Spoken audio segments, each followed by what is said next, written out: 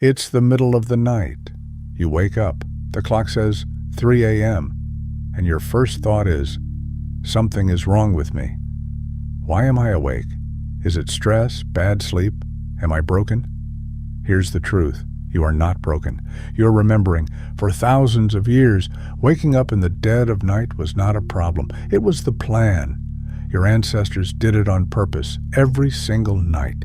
They didn't sleep in one long block like you're told to.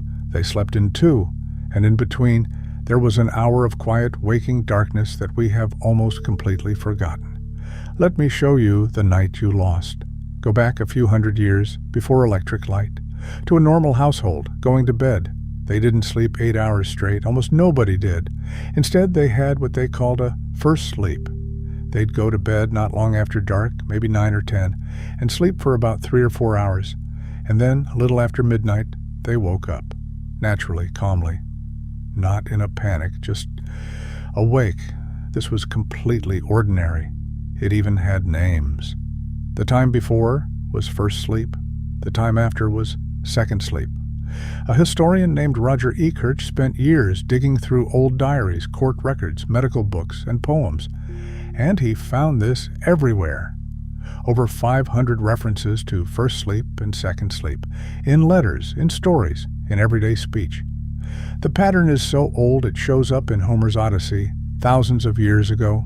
For most of human history, this two-part night was simply how people slept.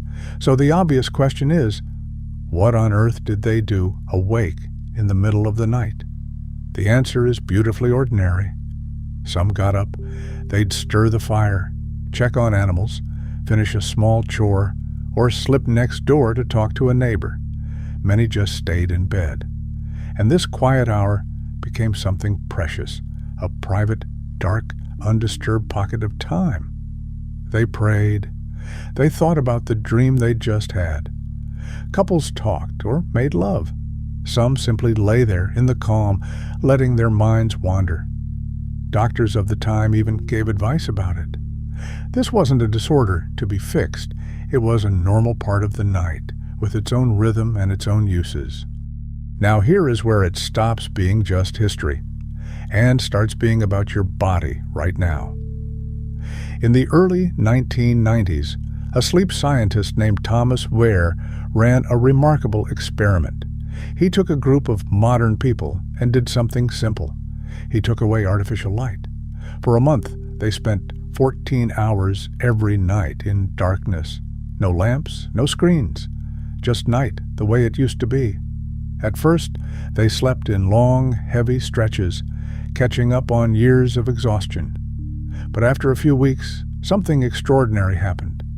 Their sleep quietly split in two. Without anyone telling them to, their bodies drifted into a first sleep, then a wakeful period, then a second sleep. Exactly like people from centuries before. And that waking hour in the middle was not restless. It was not anxious.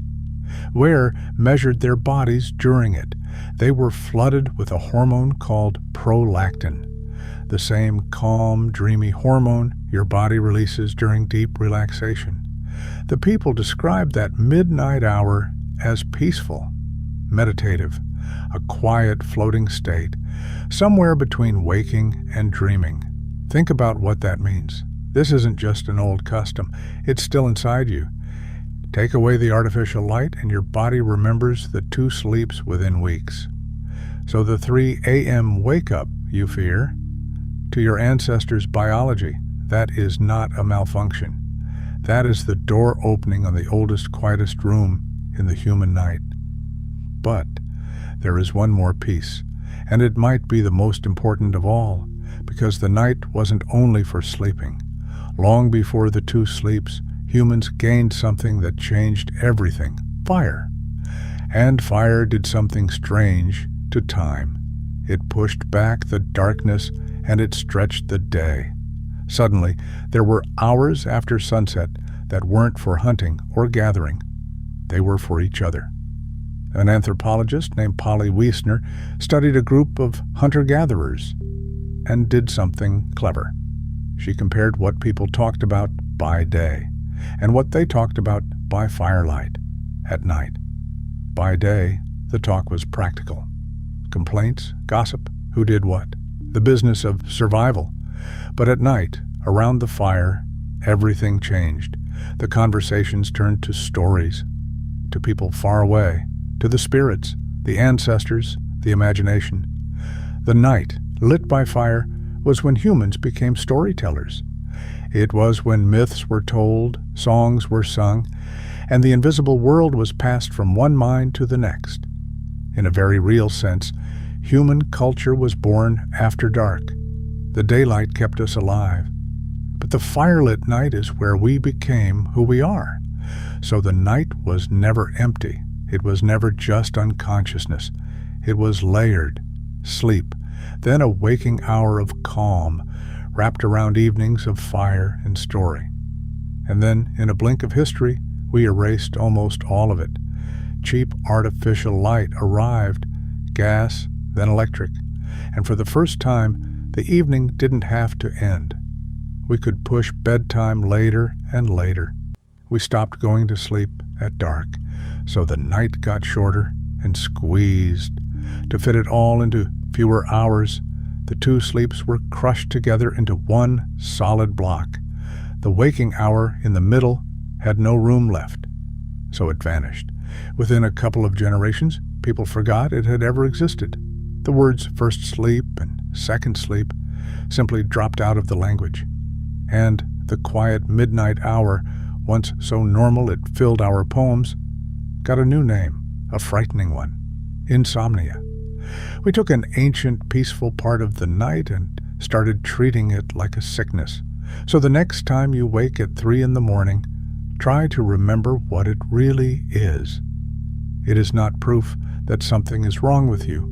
It may be one of the most natural things your body can do.